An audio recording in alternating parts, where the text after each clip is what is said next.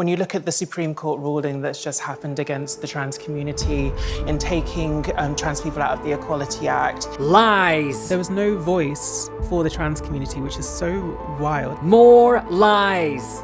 Even people who have committed murder have the chance to say their piece in court. What? Womanhood isn't this exclusive thing. Yes, it is. Trans rights are women's rights. Oh, fuck off, Bergdorf. Let's just have a conversation. Hi everyone. Ever since the Supreme Court ruling, quite a few blokes who claim to be women have been losing the plot. One of these blokes that's currently doing the media rounds is Munroe Bergdorf, because he's got a new book to sell and a new documentary to push. And he's just talking utter bullshit. I wish I had something more eloquent to say, and I was kind of wondering, should I respond to this? Because how many times can you say, mate, you're a bloke, you're talking shit, piss off? Like, how many times do you have to do it? I might be a bit impatient in this one. Before we get into it, please like, subscribe, and leave a comment. If you don't know what to say, just say, you're a bloke, Bergdorf. And if you want to support my channel, then you can do so monthly via Patreon, or send me some love on a one-off basis via PayPal, or on here via Super Thanks. Okay, let's go. Oh, that man, he lies all the time. He lies all the time. Talking bullets. He can't stop lying. The first big lie is about the Supreme Court ruling and what it means. So the ruling was that the terms woman and sex in the Equality Act 2010 refer to a biological woman and biological sex. What does Bergdorf say? When you look at the Supreme Court ruling that's just happened against the trans community. Against the trans community! In other words, acknowledging sex is anti-trans. In taking trans people out of the Equality Act. How? The judge was pretty clear about it, that trans people hadn't lost any protections. The Equality Act 2010 gives transgender people protection not only against discrimination through the protected characteristic of gender reassignment, but also against direct discrimination, indirect discrimination, and harassment in substance in their acquired gender. Those statutory protections are available to transgender people whether or not they possess a gender recognition certificate. You don't even have to be on hormones, you don't need to have had any surgeries, you don't even have to have transitions. All you need to do is say, I am proposing to undergo a process, or part of a process if I can't be fucked, to reassign my sex. And that's it, you're covered. Now, that protected characteristic has not changed, it hasn't been taken out, it's still there. So when he says, trans people have been taken out of the Equality Act, it makes it sound that rights have been removed. They haven't. It's put us in a very vulnerable position. Mate, just stay out of the ladies. He then builds on this lie by suggesting that anything can now be removed from the Equality Act. If people can just go in and remove what they fancy from the Equality Act. But nothing has been removed. What's to stop a future government saying, we don't want workers' rights? What? We don't want women's rights. The ruling unequivocally cements women's rights. Women are protected by their biological sex, that sex is real, and that women can now feel safe that services and spaces designated for women are for women. And yet he's somehow trying to spin that into this spelling the end of women's rights. We are all focusing on the wrong things, whilst abortion, not just abortion, miscarriages, could lead to a woman having a conviction. People need to realise that this is all connected. All he's doing here is again, it's about forced teaming, as he's trying to lump all these other issues in with his particular issue, because he knows that his own issue can't stand on its own two legs. When we've got stories like Sarah Everard being murdered by Wayne Couzens. Yeah, but if he'd call himself a woman, you'd go along with it. And you'd want him placed in a women's prison, wouldn't you? Like Alan Baker, the man who stabbed another man to death and is now serving his 19-year prison sentence on a women's wing. It's really important that all women stand together and that, I fight for your causes, you fight for mine. Yeah. And that's why I'm so adamant that trans rights are women's rights. The gaslighting is off the scale. As a trans woman, You're a bloke, Bergdorf! my reality is very different to a cisgender woman's, but so is a black woman's experience to a white woman's, to an Asian woman's, to a disabled woman. Hey dude, this meme's got your name on it. And your penis. Not only is he force-teaming men with women, he then says that these men experience much worse misogyny than women themselves. There's a misogyny that is not accepted for cis women, but trans women our womanhood is really, the stick that is used to measure our womanhood is largely along misogynistic lines. What? Like India Willoughby calling women frumps and thinking he's doing so much better at womaning? So the pressures to adhere to traditional ideas of what it means to be a woman is so high for trans women, for all women, but especially trans women, because our womanhood is then questioned. Yeah, you're not measured by the same standards because you're a bloke. What's happening to trans people is rooted in misogyny. No, it's not misogynistic to say that men are not women. And it's definitely not misogynistic to keep men out of women's spaces. Oh, that man, he lies all the time. He lies all the time. Talking bollocks. He can't stop lying. He also says that at the hearing, no trans voice was heard. There was no voice for the trans community, which is so wild because the legal system is meant to be about fairness. Even people who have committed murder have the chance to say their piece in court. Trans people weren't even given the same right. How can this man be so fucking stupid? It was a hearing. That means that there are two sides that are putting their arguments across. The case for trans was made by none other than the Scottish government. You had a fucking government. On top of that, you had Amnesty International, one of the biggest NGOs in the world. And you had the EHRC. How much more establishment can you get? Now he's right in that there was no specific trans organization. Mermaids wasn't there. Transsexual wasn't there. Stonewall wasn't there. The LGBT Plus Foundation wasn't there. Well, why weren't they?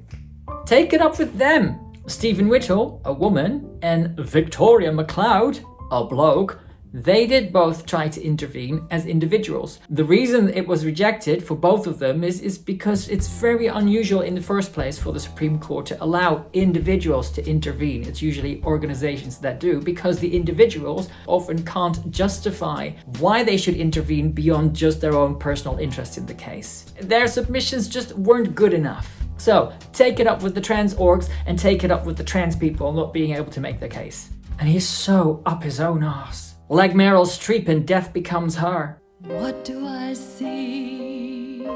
What I've learned of living with myself, That's the question I'm most afraid of. I just feel like an immense sense of pride for being trans. I see me, and I like what I see. I feel like I want to hug myself. He's trying to present himself as some kind of wise being I'm very spiritual. with lofty principles, like some kind of trans Yoda. We're all human beings. Society involves us all. How can we all feel less isolated and more just like people? And we all need to find a way to live together. One of them is to keep men out of women's spaces. Two things can be true at once, and the answer's often in the grey area. Supreme Court says no. I think there's a power in accepting when you're wrong. I've been wrong many times. Every time you say you're a woman. Take that power, Bergdorf, and say it with me. I am a man. It's not being afraid to be corrected, though, and if you say something wrong, it's not being too afraid, but I didn't know. Then let me correct you. Trans people were not taken out of the Equality Act, and you are not a woman.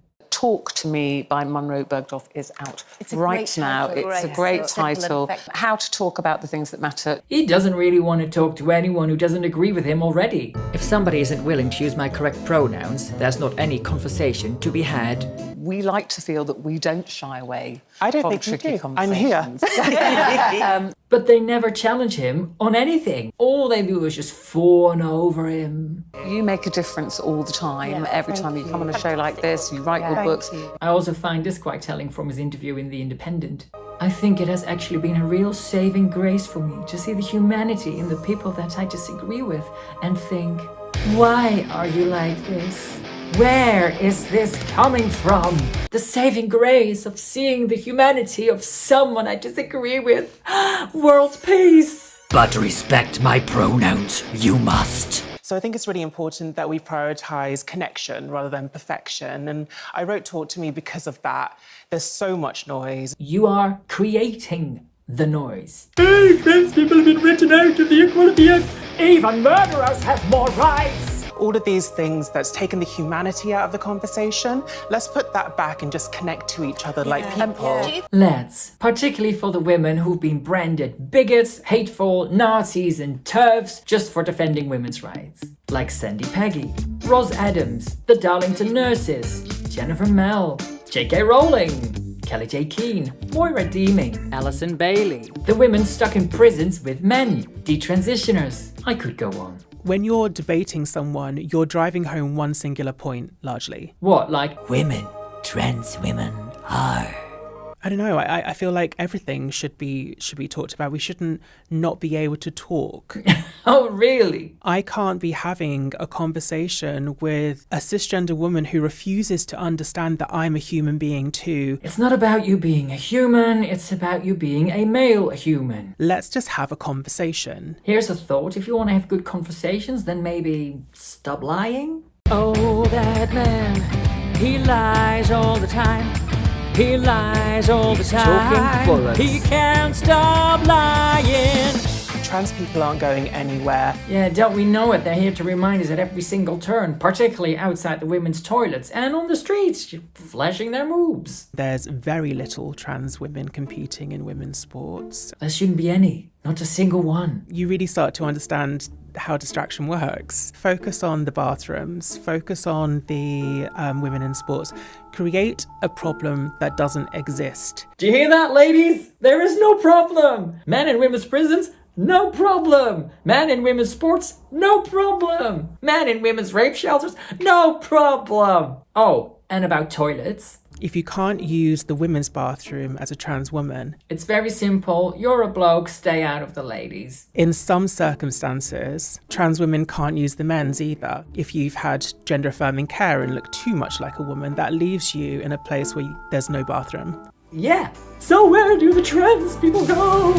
Where do transgenders go? Campaign for third spaces, like Fionn Orlander and Miranda Yardley did as early as 2019. Throw your weight behind that campaign. We're really talking about segregation here. They would be a mixed sex space. It's the opposite of segregation. It's everyone in it together.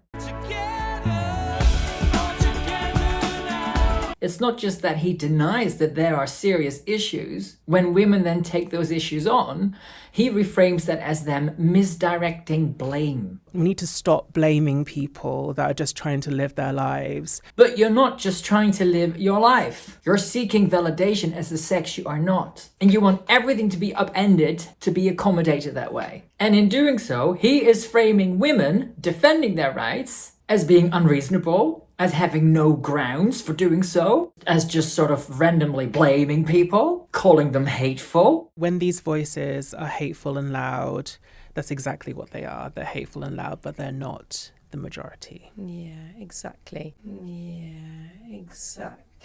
Especially people that are arguing for trans women not to be allowed into women's spaces. Then he pretends that he somehow doesn't want anyone who doesn't agree with him to be demonized. Let's just have a conversation. Not like demonize people who are just lacking education. I don't think that the Supreme Court thought that for Women Scotland, LGBT Alliance, Sex Matters and the lesbian interveners were somehow lacking education. And then he says he has faith in logic. So I have faith in just logic. Ah.